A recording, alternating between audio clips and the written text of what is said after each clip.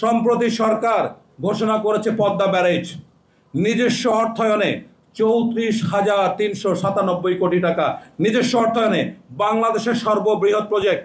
আমার লেখাপড়া বলছে এটি বাংলাদেশের জন্য গলার ফাঁস হতে যাচ্ছে, যেমন ফারাক্কা ভারতের জন্য গলার ফাঁস। এটা নিয়ে আমি কথা বলেছি, অনেক টকশো করেছি। আমরা জনতার দল প্রথম দল এটা নিয়ে কথা বলেছি। পাবলিক মানি আজ থেকে 50 বছর পরে যদি প্রমাণ হয়ে যায়, আমি এত ব্যাখ্যায় যাব না কিভাবে একসময় দক্ষিণ পশ্চিম অঞ্চল পলির অভাবে ধ্বংস হয়ে যায়, বিলীন হয়ে যাবে। প্রতি সপ্তাহে সর্বোচ্চবার বিকাশ পেমেন্টে 50 জন হবেন পেমেন্ট চ্যাম্পিয়ন। জিতে নিন টিভি সহ আকর্ষণীয় সব প্রাইজ। আমার একটাই অনুরোধ, সরকারকে অনুরোধ করব, এত বড় প্রজেক্ট এই গরিব দেশের টাকা থেকে করবেন, এটা যেন গলার কাটা না হয়, এবং কি তথ্য আছে, কি গবেষণা আছে, এগুলি কমপ্লিট করে তারপরে আপনার কাজে হাত দেন। পাবলিককে জানাতেই হবে, না হলে আমাদের মতো গরিব দেশের এত বড় ঝুঁকিপূর্ণ বিপজ্জনক প্রজেক্টে যাওয়া ঠিক হবে না। আচ্ছা, এখন আসি যে আমরা সরকারকে সহযোগিতা করতে চাই, কারণ আমি যদি সরকার বাংলাদেশের জন্য কিছু করতে চাই, সরকারের বিরুদ্ধে যদি যাই তাহলে তো হবে না। সরকারকে আমাদের সহযোগিতা করতে হবে। শর্ত একটাই, যতদিন আপনারা মানুষের ভাষা বুঝতে পারবেন ততদিন আপনার সাথে থাকবো, যেদিন বুঝবেন না আপনাদের বিপক্ষে দাঁড়াবো। এখন আসি জনতার দল কি এবং কেন।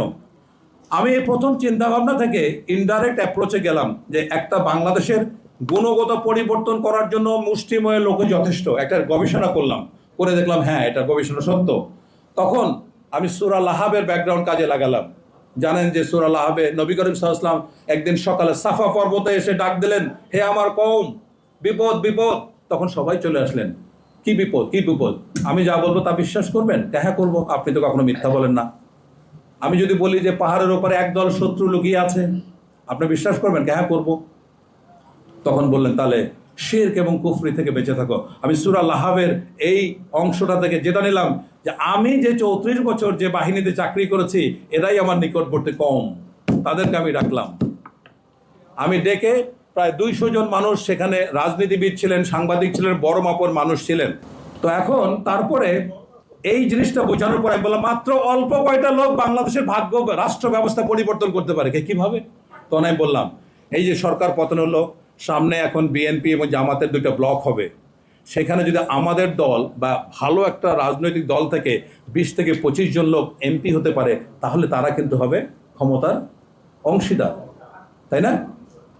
তখন এনারা সকলেই আমার প্রস্তাবটাকে গ্রহণ করলেন, পছন্দ করলেন।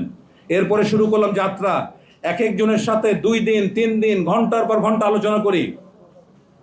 এভাবেই আমরা রাজনৈতিক দল গঠন করলাম। এর মধ্যে আমাদের মধ্যে অনেকে আছি, আপনারা শুনে রাখেন, যদি আমি কোনো দলে যেতাম তাহলে আজকে মন্ত্রী হতাম।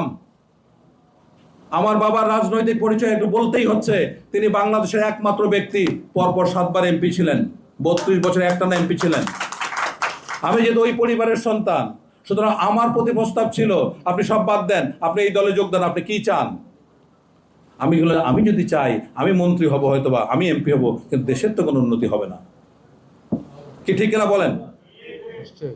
গতানুগতিক ভাবে গেলে আপনি দেখান, গত নির্বাচনের সময় হায়রে দেশ প্রেম, এমপি হওয়ার জন্য মহাসচিব একদিকে, চেয়ারম্যান একদিকে, পুরো দল বিলুপ্ত করে গেল। এই কি নীতি নৈতিকতা? এইটাকে এই 54 বছর তো এই ঘটনাই ঘটেছে, এটাকে আমরা ঘৃণা করি। আমি তখন চিন্তা করলাম যে না, আমরা কোনো দিকে যাব না, আমরা এককভাবে দল গঠন করব। এরপরে শুরু হলো কি যে কষ্ট, নির্বাচন মানে কি বলে রেজিস্ট্রেশন, নিবন্ধনের যুদ্ধ। এক সময় একটা সাবান ছিল না, 100 ভাগ হালাল সাবান। আমরা বাংলাদেশে একমাত্র দল, শুনে রাখেন, জেনে রাখেন, প্রচার করেন, শত কষ্ট করে সকল শর্ত পূরণ করে একমাত্র জনতার দল নিবন্ধন পেয়েছে, অন্য কোনো দল নয়।